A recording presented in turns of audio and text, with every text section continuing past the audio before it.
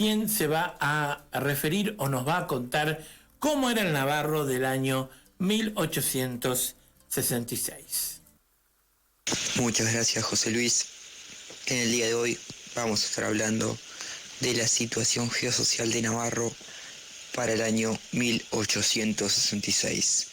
La observación está llevada a cabo sobre el registro estadístico de Buenos Aires, que arroja los siguientes resultados de forma cuantitativa sobre el partido bajo estudio. Vamos a hacer un repaso sobre lo que era la población, cómo se encontraba Navarro para esta época. Cabe recordar que estamos hablando de 2 o 3 años antes de que llegue el cólera, esta enfermedad, esta epidemia que azotó a nuestro poblado. Por lo tanto, vamos a ver un panorama general de cómo se encontraba nuestro partido para esos años. Por lo tanto, es importante destacar que la población estimada era de 11.195, de los cuales se encontraban habitando el casco urbano 2.070, y en el campo había 9.125 personas.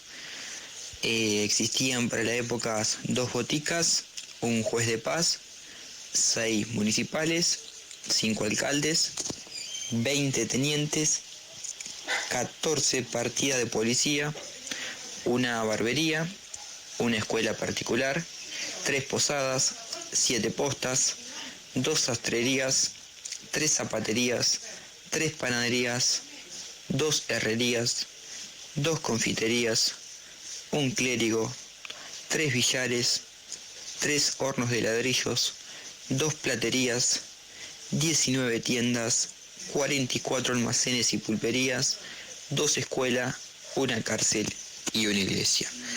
Estos serían en números los datos que arrojaban el poblado de Navarro, nuestro partido, para el año 1866.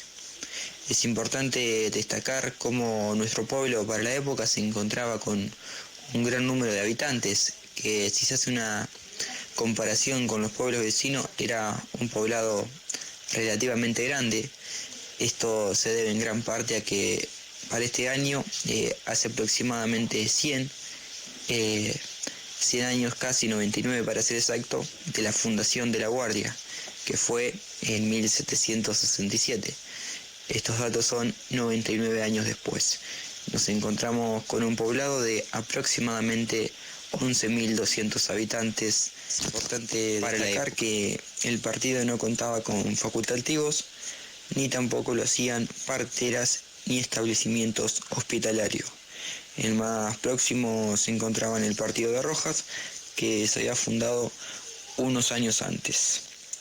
En lo que respecta a la salud de la población, para el año 1867 ya se han sometido a un análisis de contenido en una ordenanza municipal sobre el pastoreo elevado del 22 de octubre del año de su aprobación, y los informes sanitarios del partido remitidos por el doctor Alberto Castaño muchos años después.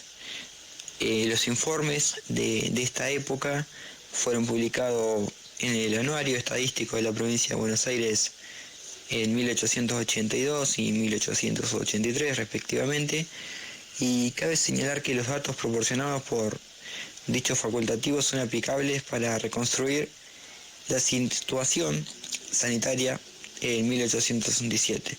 Es decir, estos datos dieron un panorama general y también fueron una buena fuente de consulta para entender también el porqué del avance del cólera y su gran impacto demográfico. Navarro para esa época no contaba con parteras ni tampoco con un establecimiento hospitalario.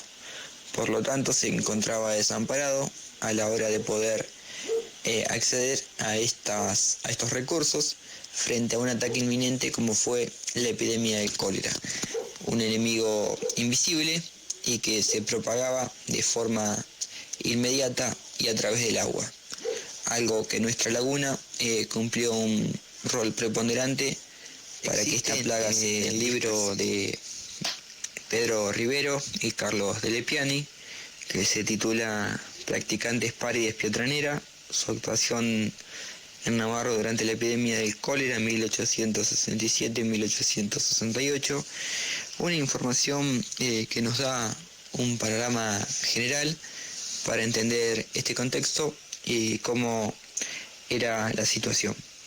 Los datos esenciales que se extraen de la documentación nos dicen lo siguiente. En primer punto, que el poblado en su origen fue un fortín, por lo tanto se encontraba situado al pie de una gran laguna que distaba solo 2 cuadras de la plaza principal y limitaba toda la extensión por su parte con el casco urbano. Dicha laguna se secaba por completo en los meses de verano y desprendía y emanaba nauseabundas olores al punto de que muchas veces era irrespirable el aire de la población. Las calles se encontraban en pésimas condiciones higiénicas por la existencia de una multiplicidad de pantanos. El pueblo estaba situado en un paraje sumamente bajo con relación al nivel de la napa del agua subterránea, de modo que la lluvia más insignificante hacía elevar ese nivel de tal manera que de los 12 meses del año el habitante pobre pasaba entre el agua y la humedad aproximadamente 6. También es importante destacar que la Gran Laguna formaba parte de la arteria principal de desagüe y de que están situados al norte. Por ejemplo, nuestra laguna hacía de desagüe principal de los partidos de Suipacha y de Mercedes. También tomaba origen el arroyo que iba luego a formar parte de la Gran Cañada de las Garzas, y todas estas circunstancias hacían que se recibiera un gran caudal de agua y que esto arrastrara a los campos que recorrían los arroyos que la alimentaban. La construcción estaba al desborde de la laguna con las lluvias y ello provocaba la inundación de gran parte del pueblo con sus escuelas de aguas estancadas. Luego de retirarse las crecientes, el agua quedaba estancada en el casco urbano. La laguna se encontraba privada de desagües naturales, por lo tanto se veía convertida en un estanque. Ello respondía que el agua no corría, sino que se derramaba cuando su nivel sobrepasaba la altura de los tajamales. Las 3/4 partes de la población estaba sumida en una extrema pobreza. La fiebre tifoidea era endémica y brotes diftericos asolaban el partido. La viruela poco difundida, como resultado de la vacunación obligatoria. La tuberculosis estaba generalizada al punto de que 2/5 partes de las defunciones eran producidas por dicha enfermedad. El reumatismo y la escarlinata asumieron alta significatividad en la patología zonal. En los extractos infantiles producía estragos el tétanos. Como podemos observar, el grado de vulnerabilidad que se encontraba la población de Navarro antes de la llegada del cólera era de una gran desamparo y bueno, dio las condiciones también para que la epidemia se desplomó sobre este partido, también complementara todas estas escaseces o faltas de recursos que nuestros habitantes, que nuestro pueblo poseía.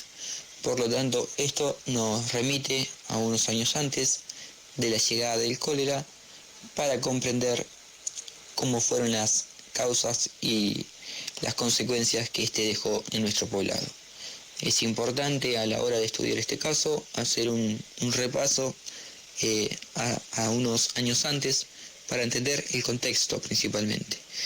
Y en este audio, en esta presentación, en esta gran idea que José Luis ha tenido y nos ha dado la oportunidad, tratamos de plasmar en números la situación geosocial de Navarro en el año 1866 al año 1868.